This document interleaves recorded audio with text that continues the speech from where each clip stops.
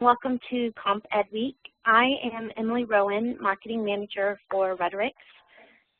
You all are muted at this time, but you can post your questions for the presenters through the chat panel. Simply post your chat to Macmillan Education or to me, Emily Rowan. The presenters will address your questions at the end of the webinar. This presentation will also be recorded and posted for later viewing and downloading. It is with great pleasure I introduce the talented trio of Kristen Arola, Jennifer Sheppard, and Cheryl Ball as featured speakers for Comp Ed Week. In addition to their own accomplishments as faculty members and researchers, they are also the authors of Writer Designer, A Guide to Making Multimodal Projects.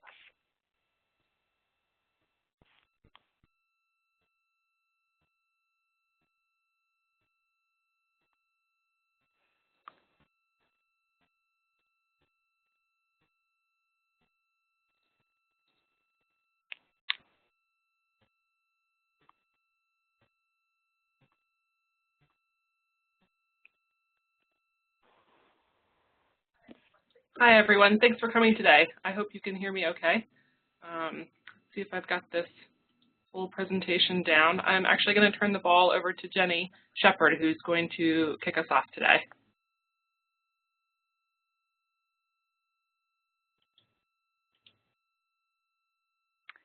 Hi, everyone. We want to thank you for joining us today on a Friday afternoon to talk about multimodal projects and assessment.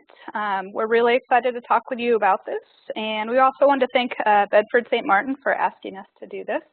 It's a pleasure to be able to talk with you. So our plan for today is really to kind of break this down into three sections. We want to talk a little bit first about the theories and experiences that have shaped our perspective on multimodality and the kind of pedagogical approaches that we take as a result of that. We're going to start with a little bit of background on the idea of reframing writing as designing and the work that has informed it. And then each of us is going to share a multimodal project assignment, some thoughts on the student work, and then our strategies for project assessment. And we'll end with a discussion of recommendations for assessing multimodal student work. We might also share a disagreement we have that's been going on for quite some time about the value of the justification statement and how we might use that as an assessment tool. So to get started, I just want to give you a little bit of background if you're not familiar with where multimodal writing has come from and the kind of theories that inform it and how that's influenced our pedagogical approaches.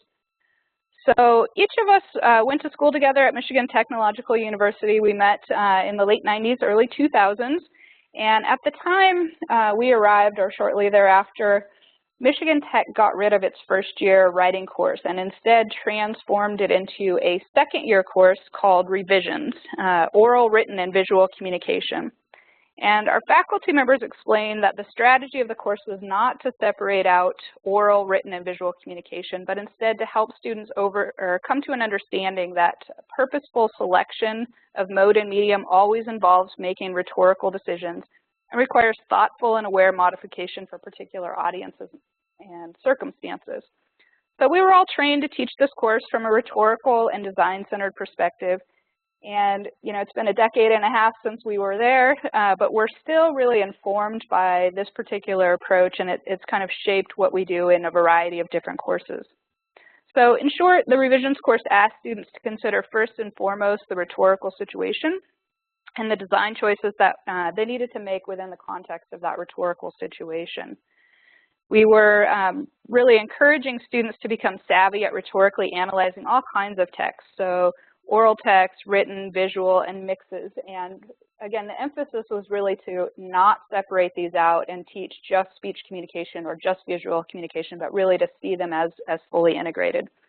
At the time we were teaching this, the course was designed to take a civic advocacy approach where students would find a civic advocacy group, analyze their various communication materials, and then compose a new text that somehow filled a niche that wasn't being met, a particular audience or kind of text. Students gave all kinds of informal and formal presentations, they wrote analyses and justification papers, and they designed print and digital communication materials. And this was all done through essentially an Aristotelian rhetorical approach, but it was really shaped in large part by and kind of reframed through the lens of multiliteracies. And just to give you a little bit of background on that, in case you aren't familiar with it, one of the key distinctions of this approach, and something that is very much apparent in writer-designer, is the concept of affordances and really helping students to realize all the available means of persuasion at their disposal. So thinking about the linguistic, the visual, the oral, the spatial, and the gestural, and how each of those really have strengths and weaknesses. And it's up to a writer to then decide which one is going to be most persuasive and appropriate in a given situation. So all these ideas had really been developing in literacy studies, semiotics, rhetoric, composition for quite a while, but in 1996, the New London Group wrote their piece on multiliteracies, and it's really helped to get those ideas out into widespread practice. And if you're not familiar with that, they make the really deceptively simple argument that literacy pedagogy needs to account for the burgeoning variety of text forms associated with information and multimedia technologies.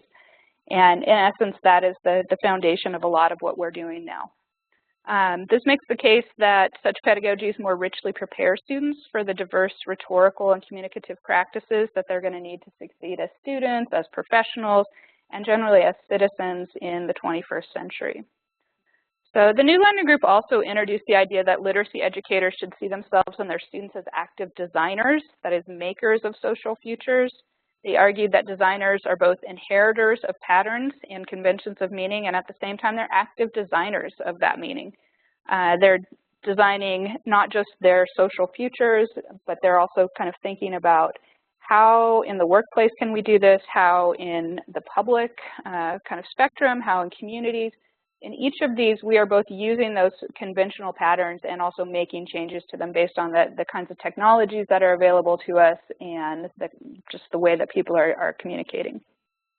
So as graduate students and then continue on today, we really find ourselves fully buying into what the New London Group had to say about the notion of design and how it connects really powerfully to a sort of creative intelligence that the people who are doing the best kind of communication that's available out there, how do they really think about that notion of design and rethinking their activities and the kinds of practices that they're engaged in. So without rehashing this entire article, it's sufficient to say that thinking of any semiotic activity as an act of design helps to move us away from being bound to one mode of communication and really thinking what other modes are at our disposal. Traditionally in writing studies, we've been pretty bound to the text, and so the New London Group and others who followed have really pushed us to see us as designers, as rhetoricians, and to think about the affordances in each of these modes. So one important caveat to this is that as much as many of us want to think of multimodality as equated to the digital, it is not. Every kind of communication, even just a regular old written text, is going to be multimodal in the way that it's put out there. So while we tend to think and work in those areas of the digital, it's really, we want to encourage people to think about multimodality as being widespread practice in a variety of communication media. So with that, with that, I'm going to turn things over to Kristen. Let me just see. Hi, everyone. You hear me okay? All right. This is Kristen Arola. Nice to be with you today. So I want to talk a little bit about some of the text that we have made in order to support this pedagogy before we get into some specific examples of how we're employing multimodal pedagogy in our own classrooms. So the first thing, Jenny left Cheryl and I at Michigan Tech and went on to a job. And so while Cheryl and I were finishing up our time at Michigan Tech, we worked with Bedford to put together what was at the time a CD-ROM and has since become an online resource called IX, Visualizing Composition. And what this was originally intended for is we were having a hard time during that era, this is kind of early, mid-2000s, finding ways and resources to teach visual rhetoric through the lens of the rhetoric, really, paying attention to issues of purpose and audience and context. And so we created this set of tutorials to help students pay close attention to the rhetorical situation while also looking at the ways different design strategies can be used and are employed in text in order to get that purpose across to that audience. So what you see here on your screen is just a screenshot of visualizing composition as it exists today, which has become much more multimodal than we originally started. We originally started doing a bit kind of more focused on visual, and we've transitioned it out now to focusing on multimodal work. So we have examples of, take for example, sequence, that is looking a lot at the ways in which moving text, gestural modes, spatial modes can function in moving text. Things like framing. We look at also the sorry, my computer just made a weird blip and it freaked me out. In framing, you can look at the ways that an image is framed. You can look at the way that language frames certain ideas. You can look at the way that sound can frame certain elements in certain ways. And so visualizing composition was where Cheryl and I started in trying to think about how to manifest these multiliteracies practices that we were dealing with in our classrooms when we were dealing with multimodal text.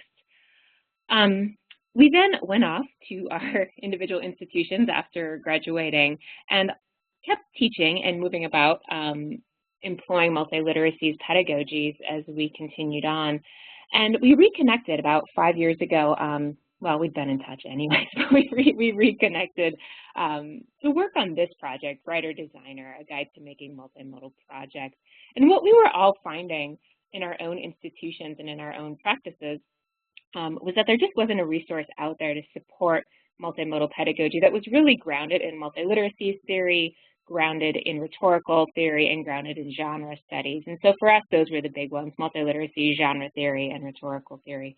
And that is why we made this text. And so I won't say too much about this, but if you don't have a copy already, you can get yourself an exam copy. It really just guides teachers and students through the process of making a multimodal project, grounding them in design terms, grounding them in rhetorical terms, and then asking them to look at the genres with which they are composing or analyzing to notice certain patterns within those genres. And in that act, we believe students are being very much encouraged to be designers and writers and visual composers. So that's what encapsulates, as Jenny was saying earlier, the designer aspect of this. All right, so part 2, constructing and assessing multimodal assignments. Before I pass it off to Cheryl to talk about her own course and the ways in which she uses some of these ideas, I want to talk briefly about common composition learning objectives. And I bring this up because one of the things the three of us have found at varying institutions is, and not always, but sometimes you will encounter a pushback to multimodal composition, arguing that it's not actually meeting the goals of composition classrooms, the composition learning objectives that a particular institution has. And we would say, hold up, it is, and it can. So here we just have 5 sort of common composition learning objectives. So you have issues of critical thinking and reading, effective communication, demonstrating rhetorical knowledge and awareness, dealing with issues of information literacy, looking at process, so multiple drafts, revision, and reflection, and demonstrating knowledge and understanding of genre conventions. We could also put research in here and the ability to research, which would connect up with information literacy. And we very much believe that multimodal practice can achieve all of these things, and in fact achieves them a bit more robustly in the sense that the New London Group understands a multiliteracies pedagogy a bit more robustly than focusing on just one mode of communication can do. So the three of us, in anything we teach, really have these 3 pedagogical commitments to support students' multimodal composing practices. And this is coming out of our understanding of what the learning objectives are for composition classrooms. So our big three, and you'll see these manifest in the examples we share with you today, but our big three are, number one, students find, analyze, and discuss copious examples of communication in different modes and media to understand how and why different kinds of texts work or don't work. And, you know, we traditionally would do this in a writing-based composition classroom where you're having your students read essays, read the types of text that you hope they will produce. And the same thing applies for multimodal composition. They need to get in there. They need to see real-life texts that are functioning in the world, both within academic context and outside of academic context, in order to start noticing what works, what doesn't, and why. Our second pedagogical commitment is that students use hands-on learning to understand multimodal composing through practice. And this hands-on learning for us is analyzing as well as making. And so while composition has for years asked students to analyze varying types of multimodal text, we don't always ask students to produce them. And we believe we should ask our students to produce multimodal text because that act of practice makes them much more discursively aware of the genres with which they are composing. And finally, third, constructors, I guess constructors, instructors, not that different. Instructors create flexible assessment strategies. And that's what we hope, if nothing else today, kind of a big takeaway from this will be, is thinking the ways in which flexible assessment strategies can serve your own pedagogical goals, your own institutional goals. Because as we all know, you are the one teaching in your classroom, in your institution, and everyone's needs vary. All right, I am, oops, one more, my apologies. Almost about to pass this off to Cheryl. Before I do that, here's just sort of our biggie multimodal composition goals. I don't want to quite read these to you, but you can go back and look at them later if you want. So when we're thinking about composition learning outcomes, we're thinking about our big three takeaways, and then we're thinking about what we want to happen in multimodal composition. These are our 5 big course goals. And Cheryl wants to talk about them because she uses them in her class. So I'm just going to mute myself. I'm going to pass this over to Cheryl, and I'm going to let her use them as she describes her class. So thanks. Hey, everybody. Thanks again for joining us this Friday afternoon. Yeah, I use these course goals when I'm talking about multimodal composition for a particular class that I had taught for 7 years at my last institution, the class was called Multimodal Composition. Hey, Kristen, can you throw me the ball? We have to switch off so that we can each run the PowerPoint. Right-click on me and then make me the presenter. There we go. Thanks. Yeah. And those course goals are listed on my syllabus, which the URL will be up in a second. But I'm going to talk a little bit about this class and how I assess assignments in this particular class, and then Kristen and Jenny are both going to do the same for classes that they teach. This multimodal comp class that I taught for years was a gen ed class at the sort of sophomore, junior, senior level, although a similar syllabus was used in a lot of the 101 classes at ISU, and that I've seen taught in other first-year comp classes and different kinds of tech comm classes as well. And I've also used it in graduate pedagogy classes, research methods classes, writing for publication classes, all sorts of things. So it's pretty adaptable. This pedagogy, along with the rhetorical genre studies and other theories that Kristen and Jenny mentioned, grounding this again in the New London Group's pedagogy of multiliteracies, where students are asked to do very specific hands-on learning in the classroom. And so I'm going to show you how it is that I'm doing that. Some of you may know that I am editor of the online journal Kairos, and I've just got a screenshot of it here. But the thing that's unique about Kairos, well, not unique, there's a bunch of journals out there that do this kind of work, is that we publish interactive websites as scholarship. So it's academic writing in multimedia, if you will. And so what I ask students to do in all sorts of different classes that I teach is to create what we call web texts which are these interactive artifacts, for potential submission to an online journal that might be interested in accepting work from the particular population, whether it's undergrads or grads or whatever. And I'll show you some examples for that in a minute. Now, how do I get there? This particular assignment sequence that I'm showing you now is for my undergraduate multimodal comp class. We spend the first day of class sort of saying, you are authors. Yes, you're students, but I'm treating you as authors for the journal that I edit. And then I'm functioning as the teacher/editor to get them to the idea that you're composing a professional level piece of work under my guidance with my mentorship in order to be able to communicate this to an actual audience. We spend a couple of weeks doing readings in the field and understanding what these different venues that they could submit to value through the different kinds of genres and web texts that they publish. What are the disciplinary conversations that are happening? So there's a lot of rhetorical genre studies type of pedagogical assignments built in here with all these analyses. And then we move on to different technology analyses, and then students work collaboratively to pitch projects and work on group proposals for those web texts that they then spend the latter half of the semester working on. And I've done this class in as few as 15 weeks and as many as 18 weeks, depending on what the semester is at your different institution. And terms and 10 weeks, there's versions of that that you can do as well. The thing, though, that I want to focus on today, obviously, is the assessment portion. But the reason why I give you this whole assignment sequence is to show that assessment for me with web texts as a particular genre that I'm asking students to create starts with understanding what the values of the field are. And so we have to do all of these different analyses in order to understand how are web texts evaluated out there in the real world with these journals that actually accept web texts.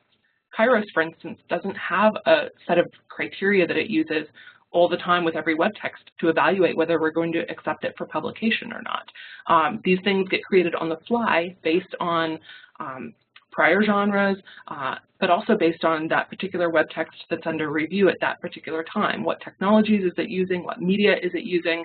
And how do all those things come together?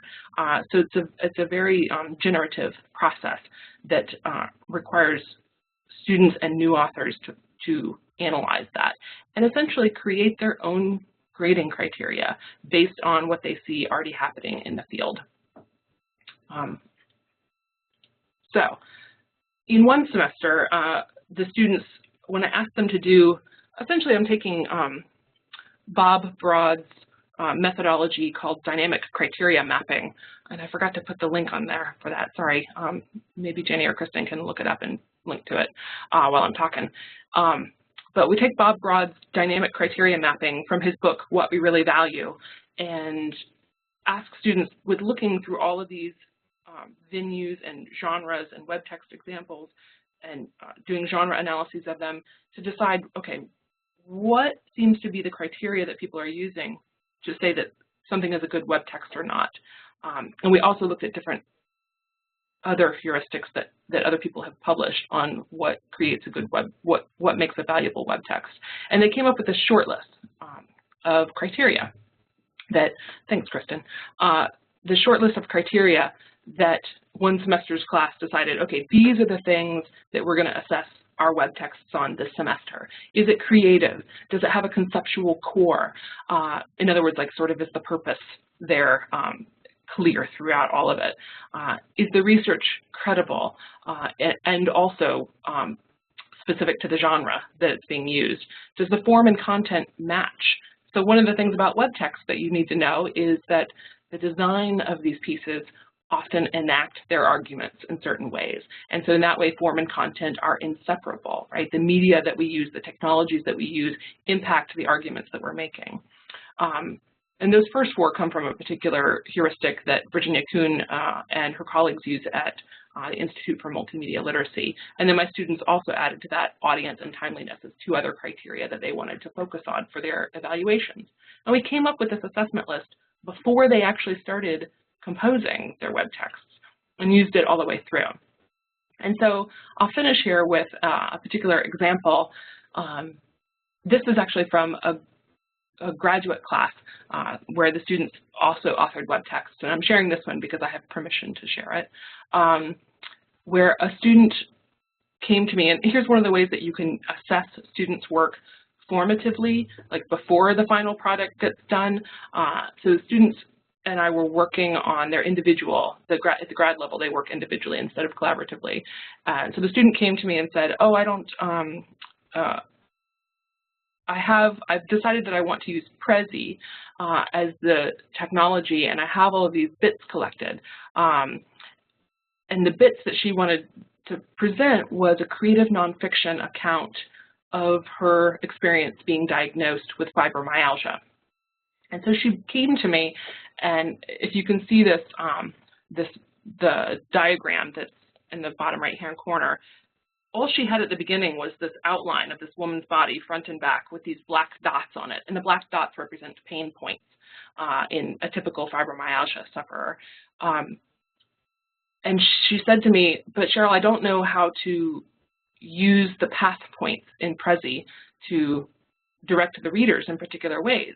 And I said, well, Prezi uses dots like these pain points on this diagram to create a path so you could match them up. And she said, but that doesn't make sense in my case because I don't want to take people through a linear structure of pain points. In fact, because when the doctors tried to diagnose me, she said she went to 17 different doctors and took 2 or 3 years for her to be diagnosed because her pain points didn't match up with the typical ones for a fibromyalgia sufferer. And we said, okay, great. What you can do then in Prezi is not use the path points at all. Sort of break out from that and allow the reader to explore the piece on his or her own method, using the mouse and sort of exploring back and forth to figure it out. And in that way, the reader would then get the feeling of the doctor trying to figure out what's going on with these bodies. So it was kind of nice that we were able to use the technology in a way that reinforced her argument. And by doing that through sort of this conference formative assessment process, thinking about how the form and the content, if you go back to the previous slide, right, how do the form and content match up? How does the conceptual core of this piece of wanting to present this complicated diagnosis process match with the technology and the media? And for time's sake, I won't take you out to that piece, but it is published. It was eventually published in Technoculture. So that was a really nice example of the way that the students can transfer their in-class practice to out-of-class actual publication. That's a close-up. Sorry, I should have gone to that earlier. And now I will turn it back over to Kristen, who will talk about her class. Hello again. So I'm going to talk about my class, and it's taught at the 300 level, but in many ways, much of it I could see were I to have the power to revamp a first-year composition course, this might be an approach I would take, or at least part of it. So I share this with you with that in mind.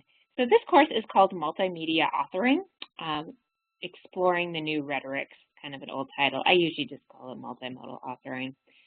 So the objective of this course is to have students analyze and produce text, as we were talking about earlier, the value of both analysis and production, all the while interrogating what counts as an effective text for whom and in what situations. And so it's very much attuned to, just kind of the simplistic basics of rhetoric and a rhetorically based composition, but applying it to multimodal text.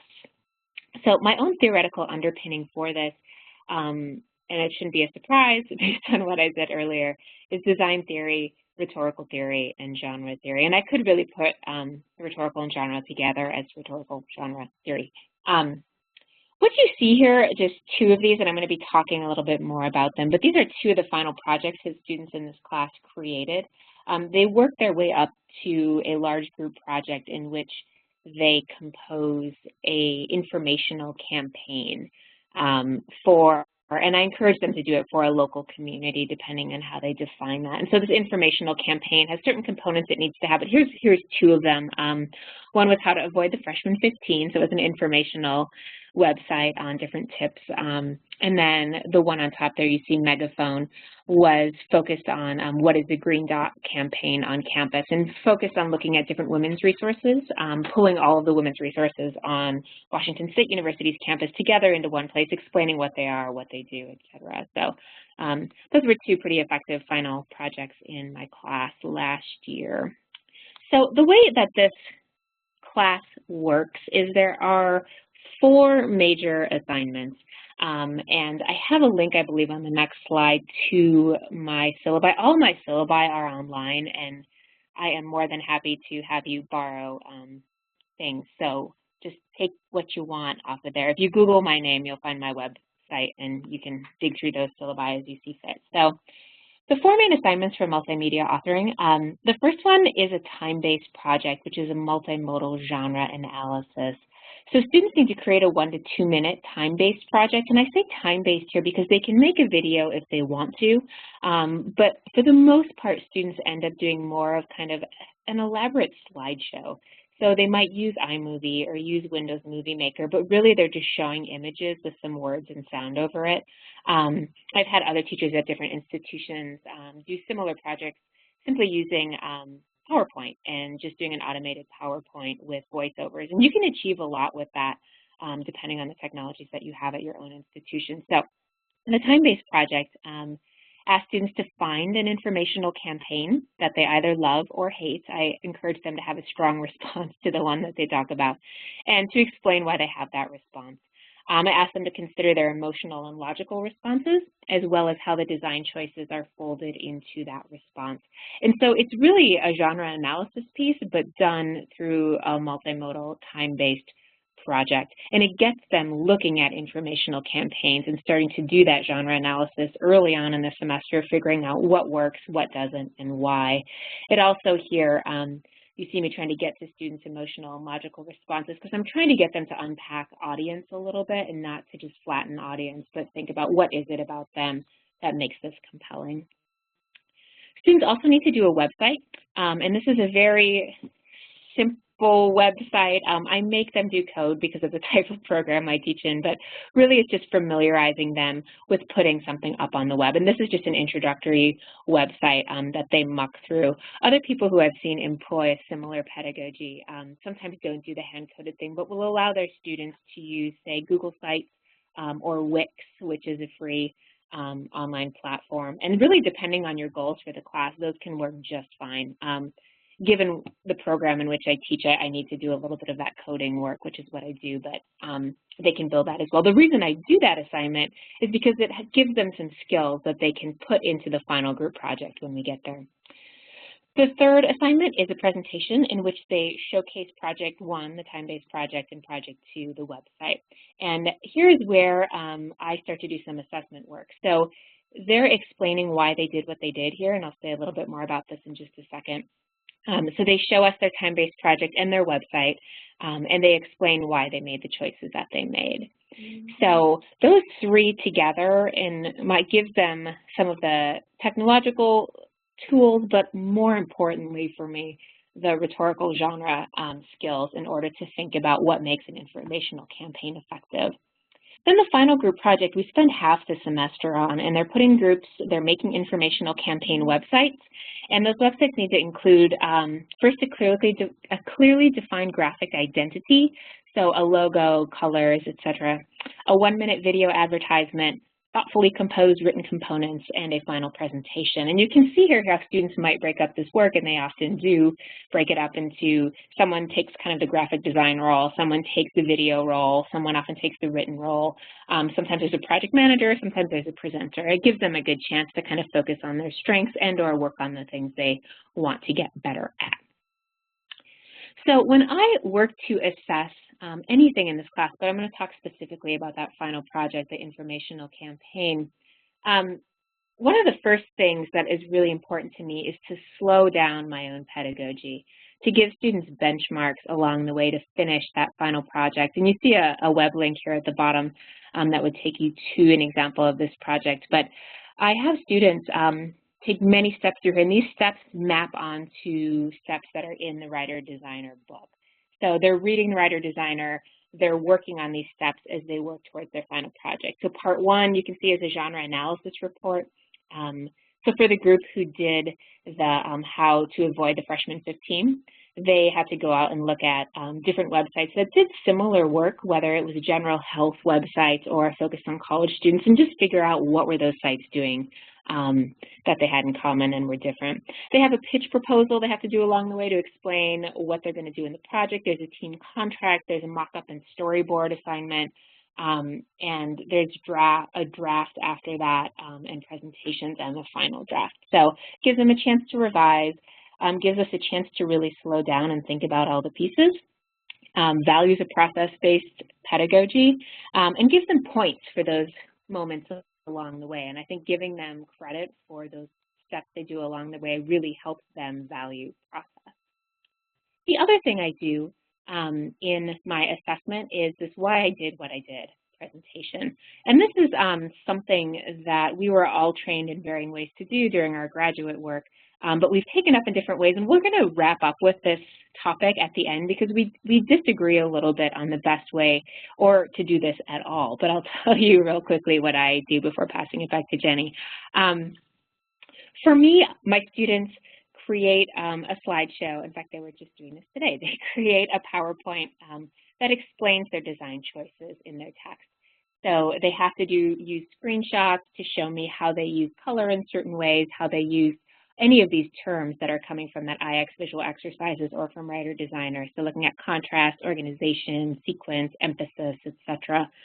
For me, this levels the technical playing field, particularly in a course where some students come in with web or video proficiency where others are brand new. I'm really convinced that I want them to have a discursive awareness of why they're making the choices they're making, and that is why I do this assignment. So what you just see here are two little screenshots of different PowerPoint students have done. One was justifying a website. That bottom organization one was from a video where a student was talking about why they organized a website in the ways that they did. And much of that you can find, Jody Shipka talks about something similar. She calls it the statement of goals and choices in her book, Towards a Composition Made Whole. So that resource is there for you. All right, I'm going to pass the ball off to Jenny to tell you about her course. Okay. Sorry, Jenny. That's okay.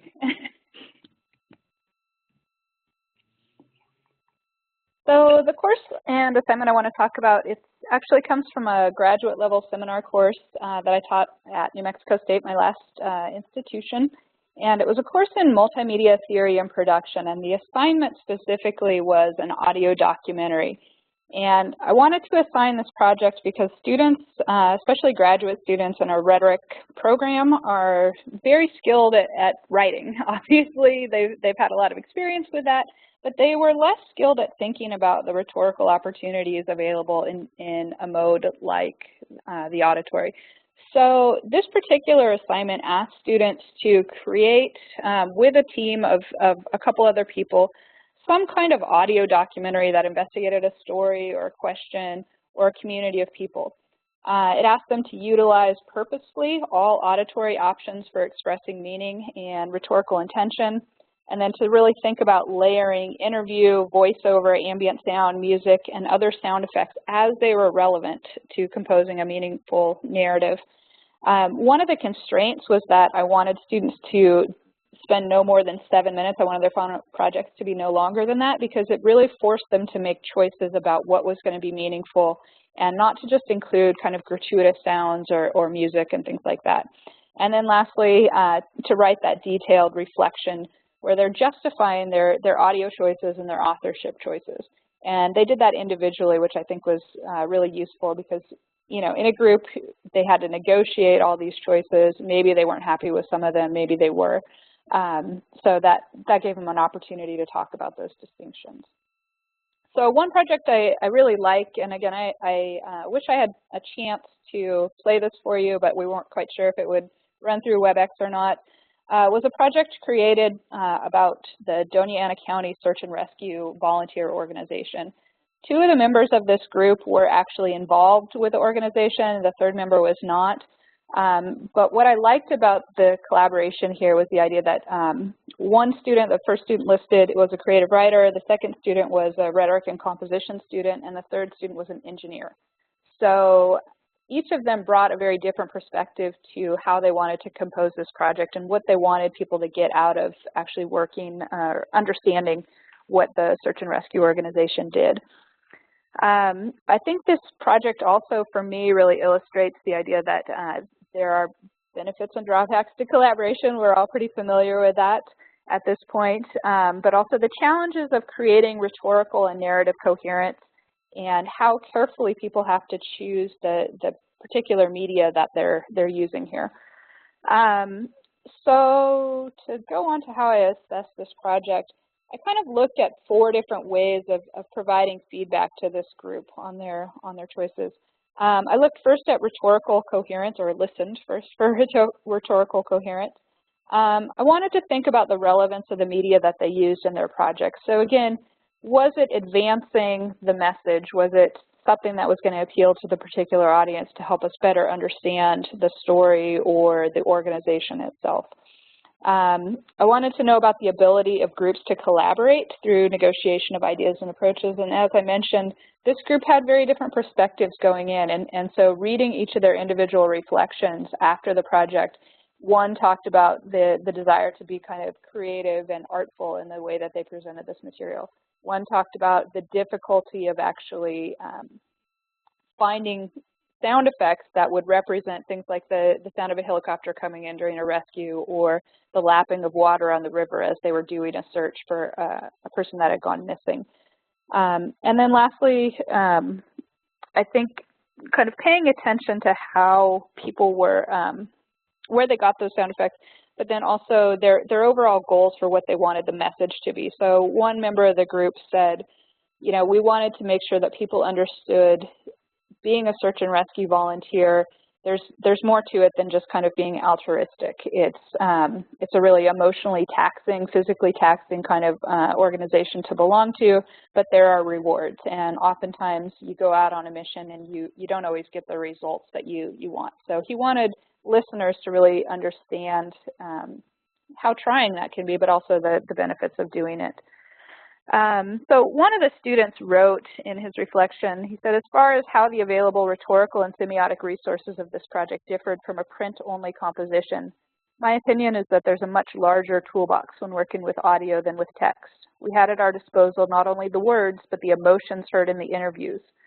We had sound effects to create a setting, we had music to create a mood. So when you have spoken words, sounds, and music, they have to complement each other in proper ways, or else one will undermine the other. And he came to the ultimate conclusion that every choice matters. And for me, that was a central theme in what this course was about, was helping students to kind of think theoretically about multimodality and the variety of literacies available, but then also putting those into practice. And it becomes much more difficult to actually transform that into practice. So this was a good opportunity. And so, like we will talk about in just a minute, I think it's really important that we're flexible in how we approach this. One of the things that Kristen mentioned is kind of trying to level the playing field for all the students that are involved. So the member who was not part of the search and rescue organization actually had the most technical expertise, and he was able to play a kind of crucial role in this organization. But the other 2 had kind of the background and the context to help foreground what was important and what was less important in understanding what the organization does. So that gave him a chance to be a crucial member of this particular project team, and I think that's really important.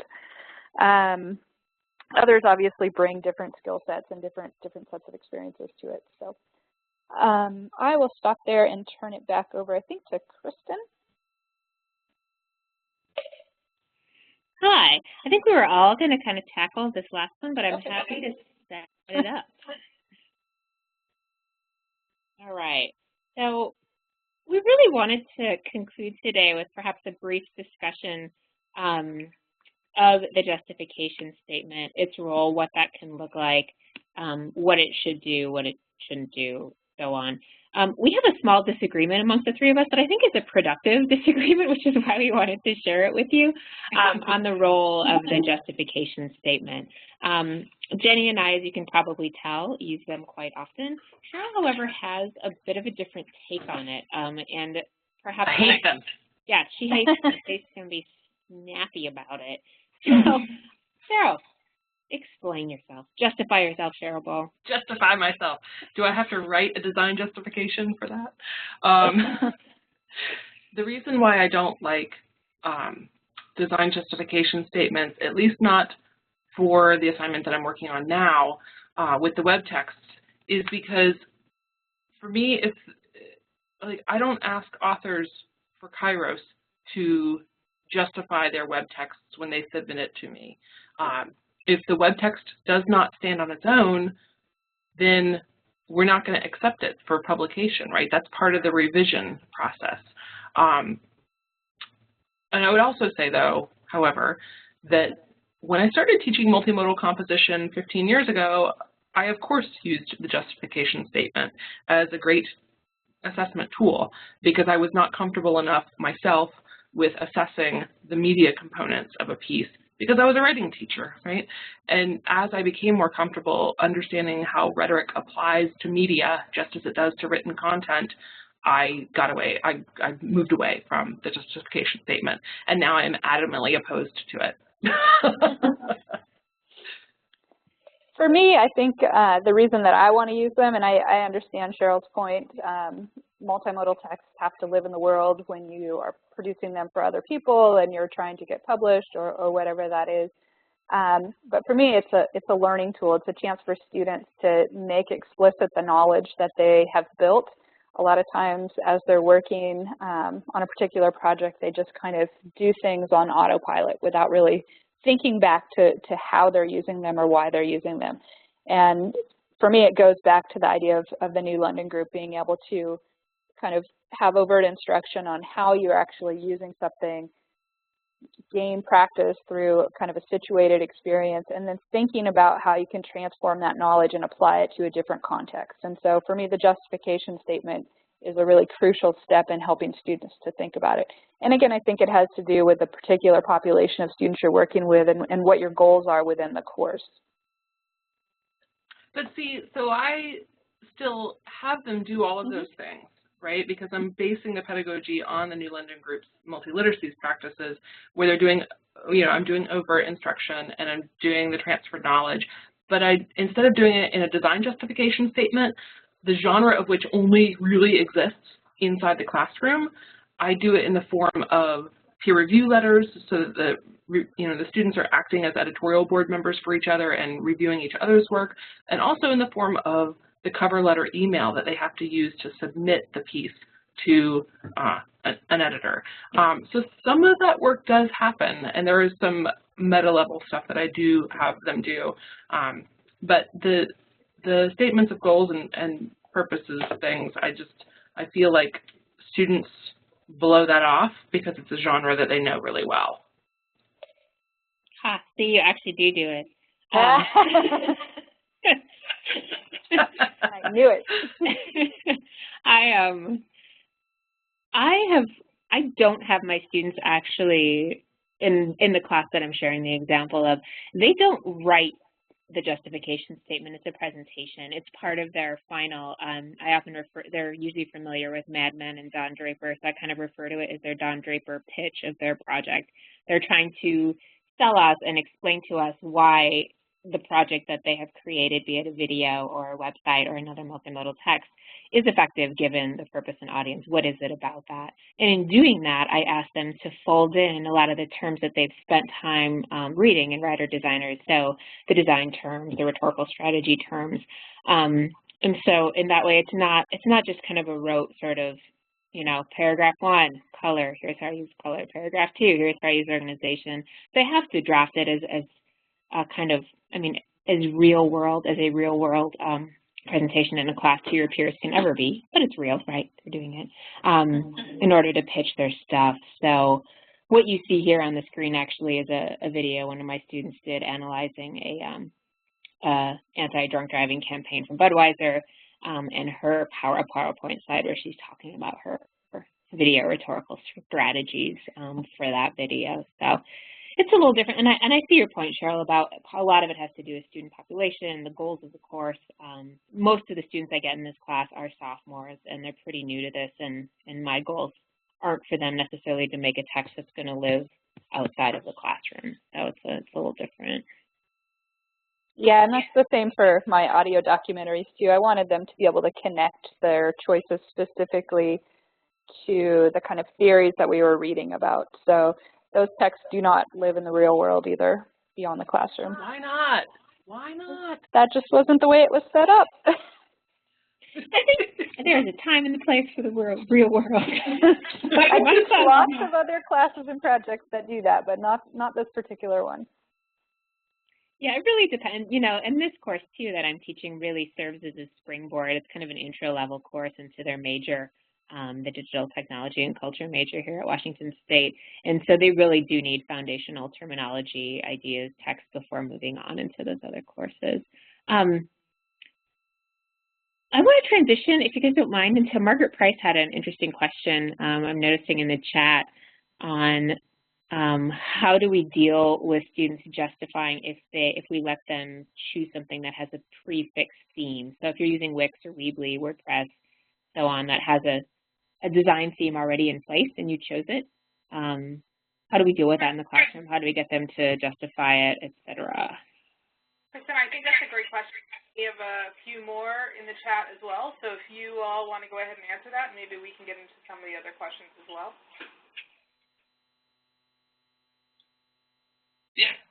Yeah, cool. So the way that I handle it is, generally speaking, I don't allow students to use templates unless they tweak them for their own rhetorical needs, and it's the same with Kairos authors. Right? If somebody sends me a WordPress blog, I'm going to ask you, why are you using WordPress? What is it that WordPress affords you that you need to make in that argument? And generally the answer is, it's because I don't know HTML, which is not a good answer. And so then I would redirect the student/author to resources that would help them learn the technologies that they might need in order to build something that's not template-based. Okay, next question. Kristen mentioned that from those who don't see multimodal writing as fulfilling course goals for writing courses. Do you use similar to address these concerns from within and from outside the writing program? I had a hard time hearing that question. Could you repeat it? Or if Cheryl or Jenny, if you heard it, could you repeat it? I couldn't hear it either. Hey, I can repeat it. It is, one second. It's Kristen mentioned that pushback can come from those who don't see multimodal writing as fulfilling course goals for writing courses. Do you use similar arguments to address these concerns when they come from within and from outside writing programs?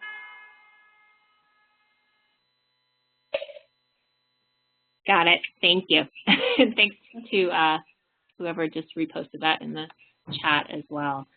I do use similar arguments for within and without, really, because I found, you know, if I talk to colleagues across campus and as writing teachers, I'm sure you get this all the time, my students can't write, what are you doing about it in English 101? And if you tease that out, you know, you usually find, you know, what do they mean by that? What do they mean by can't write? But if they find out I'm teaching a video project in 101, they freak out. Like, what? You know, my students need to learn how to use sources or use a comma, and you're teaching them to do a video. And so what I do in those moments usually is I unpack what it really is their goals are for communication. So, you know, if I'm talking to one of my friends in history, for example, like, what do you want to see when you get a history research paper in your World War II history class? And if you tease that out, it usually turns out the comments bug them. There's that. But really, they want to see something that's well-researched. They want to see something that's making a compelling case, that's showing the student is engaged with the material, that's got a good awareness of audience, got a good awareness of purpose. And so when we kind of tease those things out, then I kind of make the switch to, why can't a video do that? And they might agree that, you know, the word can do things. There's this notion of affordances within Working with New London Group that different modes afford you different things. And words on a page do afford you certain types of arguments that perhaps images can't. But there is a time and a place where a video could do the work that that history professor wants their students to do in a research project. And so I do use similar arguments, trying to get at the core of what is it that we want our students to be able to do in their academic courses and in the world as communicators and as designers.